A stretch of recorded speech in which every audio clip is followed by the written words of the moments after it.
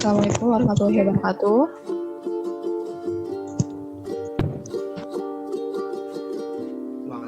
Waalaikumsalam warahmatullahi wabarakatuh.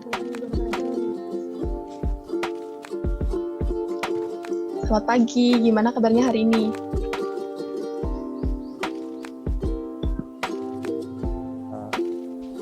Oke juga Kak, alhamdulillah. Sehat. Alhamdulillah. Di rumah aja apa di mana nih?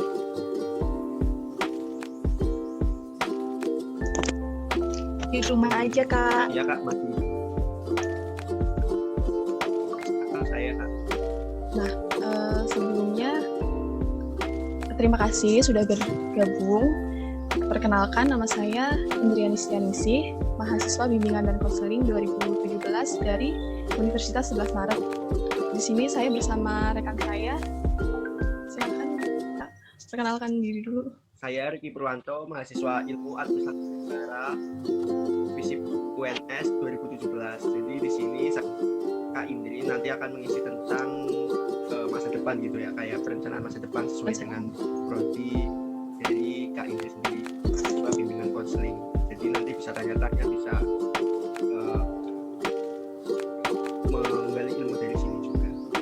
Ya Kak, nah di sini kita santai aja, kayak cuma sharing-sharing mengenai rencana masa depan. Sebelumnya apakah suara saya udah terdengar dengan jelas? Sudah Kak. Sudah Kak. Baik, kalau gitu Sudah Kak. ya, sebelum kita mulai kegiatan pada pagi hari ini, marilah kita berdoa terlebih dahulu. Berdoa menurut agama dan kepercayaan masing-masing. Berdoa dimulai.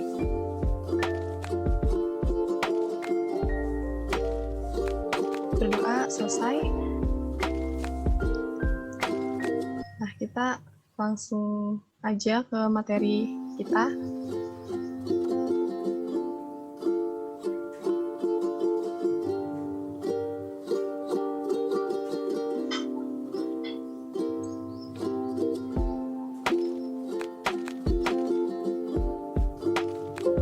Oh ya, jadi di sini saya dan Indri itu saling mempresentasikan materi ini ya. Jadi mungkin nanti selang-seling gitu. Untuk yang pertama mungkin saya akan menjelaskan, bertanya pada teman-teman sendiri semua. Memulai acara pada pagi ini, teman-teman bisa merenungkan tentang masa depan teman-teman, mungkin sedang merenungkan terlebih dahulu. Terus bisa menjawab pertanyaan ini, bagaimana sih kamu melihat dirimu beberapa tahun yang akan datang. Nah, mungkin teman-teman ini juga sudah ada yang memiliki jawaban, atau juga masih bingung, atau juga masih merencanakan. Mungkin teman-teman ini ada yang bingung Nah, sebelumnya, mengapa memiliki tujuan di masa depan itu penting? Coba. Karena dengan memiliki tujuan, kita juga akan lebih mudah gitu dalam melakukan suatu hal-hal yang akan kita jalani.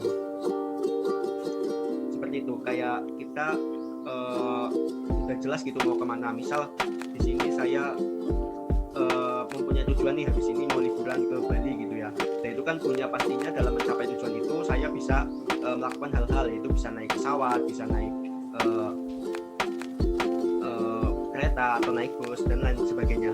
Dan berbeda dengan kita tidak memiliki tujuan, habis ini mau ngapain gitu, pasti akan bingung gitu, mau ini kira-kira kegiatan gue bermanfaat enggak ya, terus ini bagaimana ya, kira-kira udah benar bukan ya yang sudah saya lakukan gitu.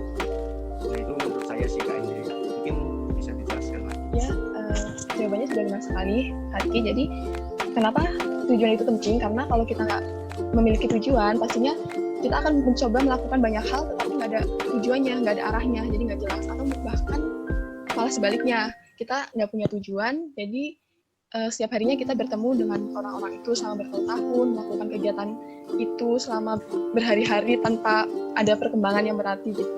Nah, di sini kita akan membahas mengenai penetapan tujuan. Jadi penetapan tujuan itu merupakan proses untuk mencapai suatu target atau performance. Jadi bisa dikatakan kalau kita memiliki tujuan itu, hidup kita akan terdorong untuk melakukan sesuatu yang berarti. Baik itu berarti untuk diri kita maupun berarti untuk orang lain, orang tua, teman, pacar, atau bahkan bangsa atau negara gitu kali. Nah, tetapi tujuan itu bisa dicapai melalui usaha, dan usaha nggak akan terrealisasikan kalau kita nggak mulai. Nah, di sini untuk memulainya kita bisa membuat rencana terlebih dahulu. Ada 3 jenis rencana, bisa rencana jangka pendek, rencana jangka menengah, maupun rencana jangka panjang.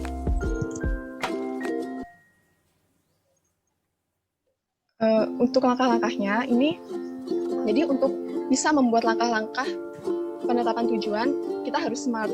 Smart di sini spesifik, measurable, actionable, realistic, dan time based.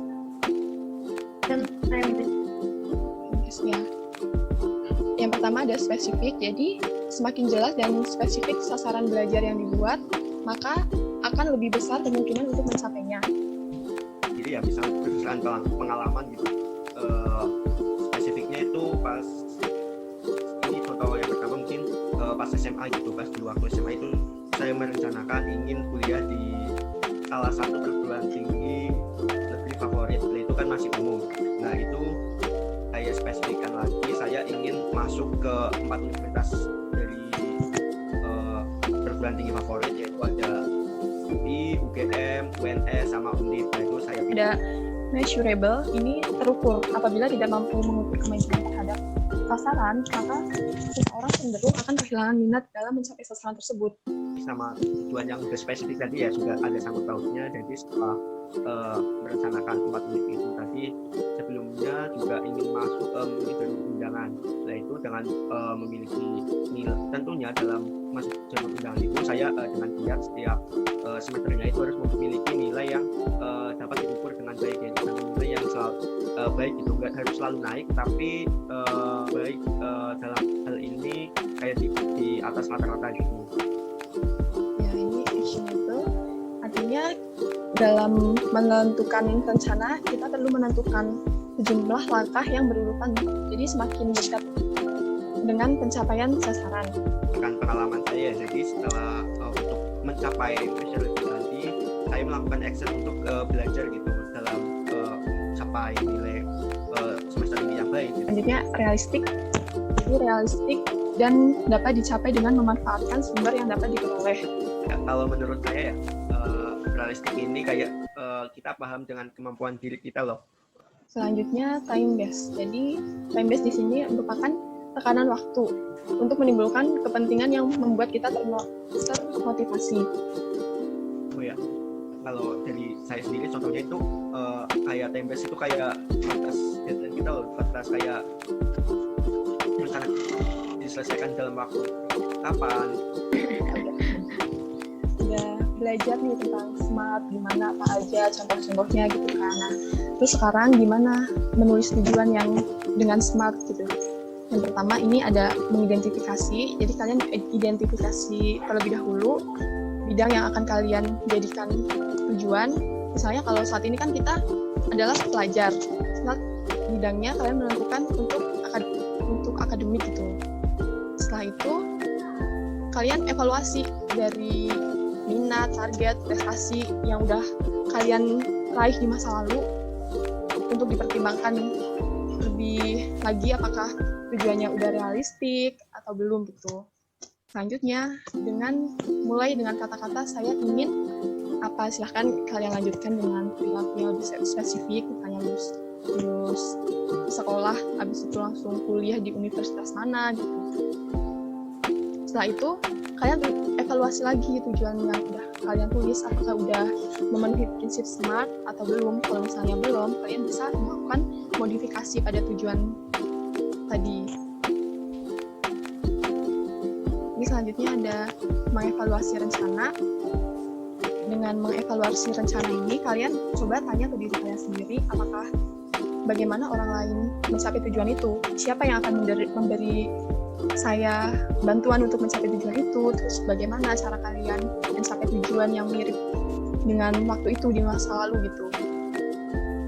Yang ketiga, setelah kita menyusun tujuan, menetapkan tujuan tadi, nah, pada tahap ini kita kita bisa menuliskan rencana apa saja yang untuk mencapai tujuan tadi dengan lebih detail. Kalau tadi kan gambaran besarnya, kita pengen ini. Nah, di sini, di langkah ketiga, kita bisa menyusun tujuannya secara detail.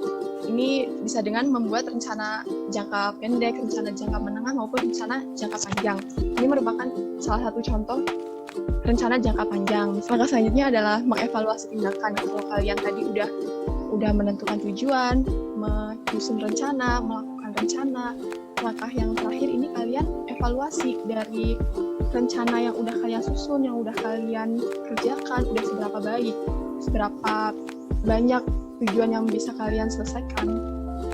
Nah, dan banyak pertanyaan selanjutnya ini untuk mempertimbangkan rencana kalian yang udah pernah kalian lakukan kemarin, apakah ada hal-hal yang perlu diperbaiki, yang perlu dievaluasi gitu.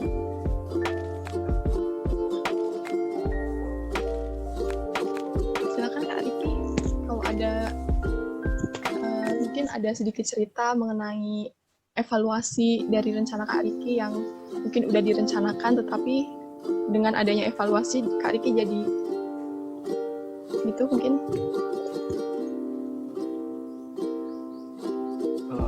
Jadi saya sih ya untuk evaluasi ini mungkin disampaikan secara tersirat lah, itu kayak yang mungkin yang mau masuk UI tapi jadinya masuk UNS itu sudah juga saya jelaskan kayak gimana rasanya, terus gimana cara mengatur strateginya juga itu perlu dijelaskan. Mungkin habis ini ada sesi tanya jawab atau sesi kayak bingung aja gitu, maksudnya mungkin kan teman-teman juga masih dalam atau sudah punya rencana tapi bingung mau ngapain, atau masih belum punya rencana mau ngapain dan lain-lain, mungkin nanti bisa dijelaskan, didetailkan bagaimana caranya. Mungkin nanti kita berdasarkan pengalaman kita yang sudah kita lalui bisa menjawab dari pertanyaan teman-teman.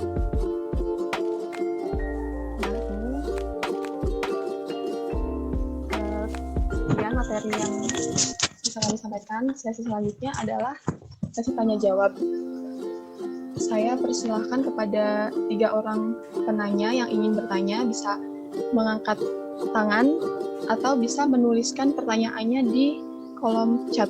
Untuk nanti saya bacakan dan kita diskusikan bersama. Silahkan yang ingin bertanya.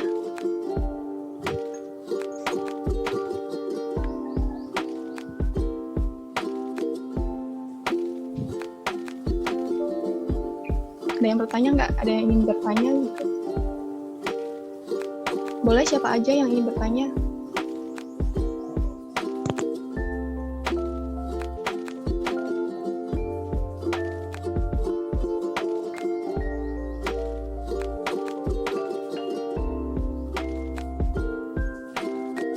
Ya, atau ada yang mau? Bapak nggak usah malu-malu ya, Bu, ya.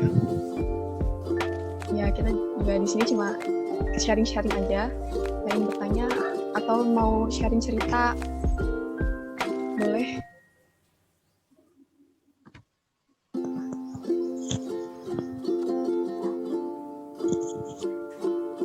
Ada nih Kak. Oh iya, ada yang mau tanya nih Kak Anissa Pinta.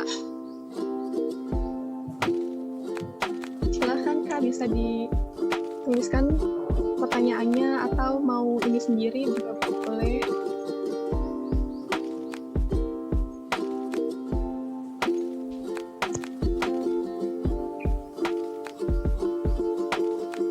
Saya bacakan pertanyaannya. Kak, mau tanya dong, bagaimana cara menghilangkan rasa malas saat kita udah punya rencana gitu?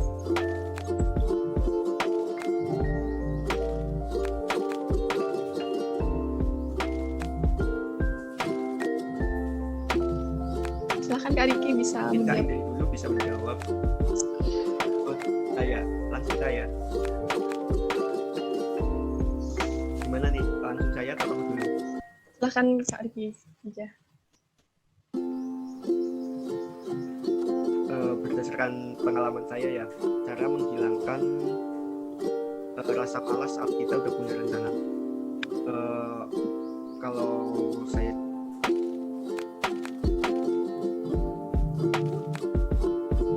sendiri, jadi dalam mencapai rasa malas itu kita kayak alihkan, misal nih lagi malas kerjain skripsi gitu ya, misal yang dalam waktu beberapa hari ini atau minggu ini saya malas banget nih, bosan gitu.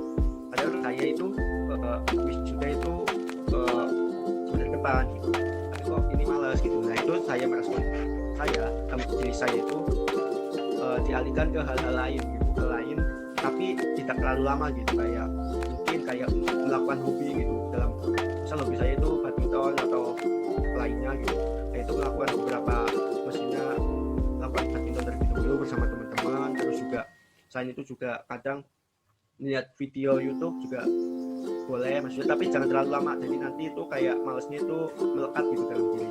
Jadi sesekali, maksudnya biar nggak bosan itu, biar nggak malas juga, ingat tujuan kita juga, tujuannya. Terus juga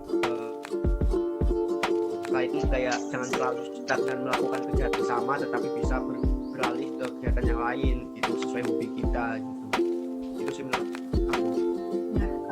Tambahan dari saya, benar sekali yang tadi Kak Ariki sampaikan, bisa mengalihkan dengan hobi atau kegiatan yang lain ya. Nah, itu juga kayak merupakan sesuatu reinforcement buat diri kita. Misalnya kita udah mencapai tujuan ini, tapi kita malas untuk kita udah mencapai tujuan ini. Nah, kita bisa menghadiahkan diri kita, bisa dengan bermain ke suatu tempat, membeli jajan atau sesuatu yang membuat kita lebih senang gitu. Nah, untuk itu kan jadi kita memiliki motivasi untuk melakukan tujuan yang udah kita susun, atau kita bisa menyusunnya ini dari jangan terlalu langsung tujuannya yang berat, tapi sedikit-sedikit. Nanti kalau udah kebiasaan, insya Allah itu kalau udah menjadi kebiasaan, insya Allah kita bisa melakukannya setiap hari gitu. Oh ya, ini ada yang bertanya dari gimana Mbak Binta, apakah sudah terjawab pertanyaannya? Udah ya. Ini ada yang bertanya, Kak Indri, nanti di akhir minta tolong cerita gimana sih kuliah di jurusan BK, kenapa bisa di jurusan BK gitu kan, pilihan keberapa dan lain sebagainya. Oke. Jadi ini cerita pengalaman saya ya. Gimana nih mau ini ada yang bertanya lagi, jadi lebih kayaknya mending kita selesaikan dulu sesi tanya jawabnya, habis itu kita bisa sharing cerita mengenai kenapa bisa memilih di jurusan BK gitu ya. Nah, kita langsung lanjutkan dulu pertanyaan dari Mbak Atika Idatul Maryam. Bagaimana cara memotivasi diri saat kita merasa insecure sama kemampuan diri kita sendiri? Kalau dari Kak Ariki gimana, Kak Ariki? Pernah insecure nggak, Kak Ariki? Kalau insecure itu menurut saya sering insecure juga dengan teman-teman saya. Terus juga tapi hal itu juga jangan lupa kita itu jangan terlalu sering melihat keluar gitu, maksudnya keluar gimana, kayak membandingkan diri kita dengan orang lain, tapi kita juga melihat potensi diri kita pasti kita punya kelebihan kok. Selain itu juga jangan lupa kayak keliling gitu, mencoba hal baru tuh. Kayak kemarin gitu ya, pengalaman saya itu menjadi surveyor di sini selama 3 hari itu, kayak tetap ke rumah-rumah warga mencari responden gitu. Dan itu saya keliling kota Solo, kayak itu kayak setelah melakukan surveyor itu kayak kita lebih bisa hidup sedamai ini dan lain-lainnya. Sementara ini masih dalam, mohon maaf mungkin masih gitu menurut saya gitu. Dan itu kayak dan itu kalian bisa mencoba hal baru, mungkin bisa pernah menjadi surveyor dan itu membuat saya bersyukur. Terus juga melakukan traveling, mungkin kayak solo traveling juga bisa membuat juga bisa melihat diri kita sih, itu poin baru. Terus melakukan traveling yang melihat keluar, tetapi coba lihatlah ke dalam potensi diri.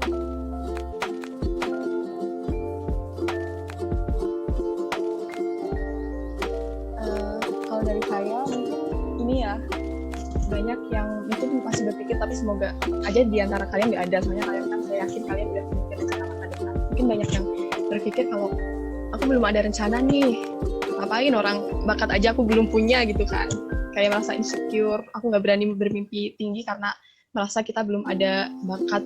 Nah tetapi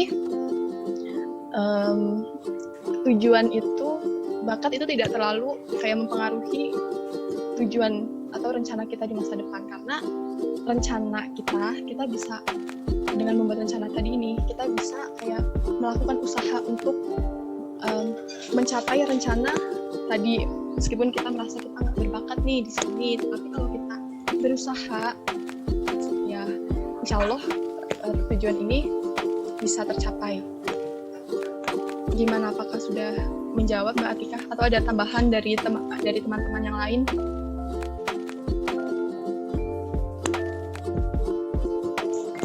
Ya kalau tidak ada, saya lanjutkan tadi yang cerita gimana sih kuliah di jurusan BK, kenapa bisa di jurusan BK, pilihan keberapa dan lain sebagainya.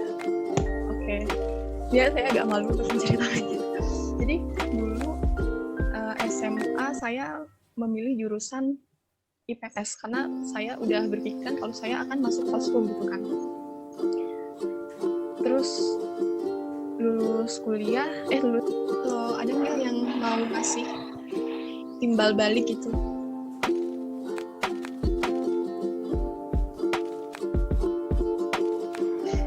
Oh ini ada yang mau ngasih pesan-pesan tapi lewat chat, boleh, nggak apa-apa, silahkan nanti saya bacakan. Yang lain juga boleh.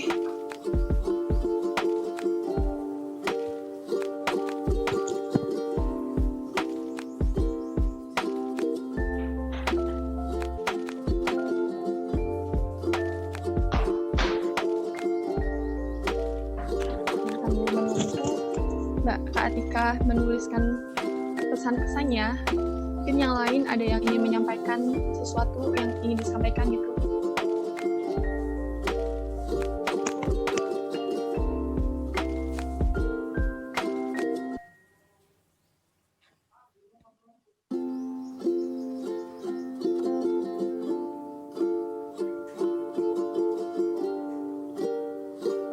Kalau dari Kak Riki ada yang ingin disampaikan nggak, Kak Riki?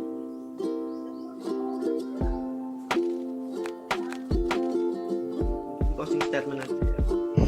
Oke, statement di akhir gitu ya. Dari Dela mungkin ada gimana?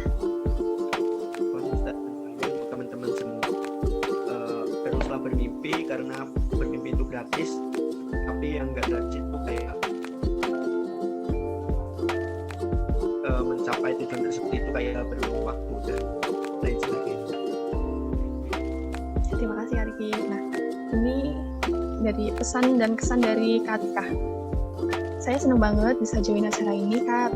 Banyak banget hal-hal bermanfaat yang saya dapat selama mengikuti kegiatan ini, terutama tentang bagaimana memanajemen diri untuk mencapai tujuan yang kita inginkan. Terima kasih untuk materinya Kak Riki dan Kak Indri. Terima kasih untuk kesan dan pesannya Kak Atika. Ini nggak ada yang mau ngasih tambahan?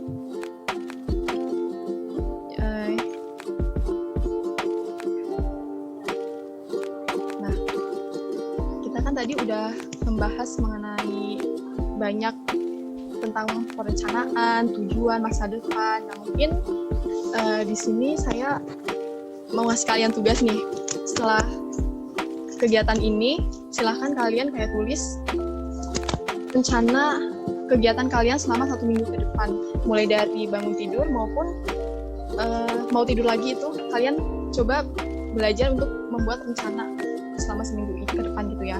Nanti kalau ada yang ingin ditanyakan bisa hubungi saya atau Kak Riki. Nah mungkin itu yang dapat kami sampaikan. Terima kasih atas partisipasinya.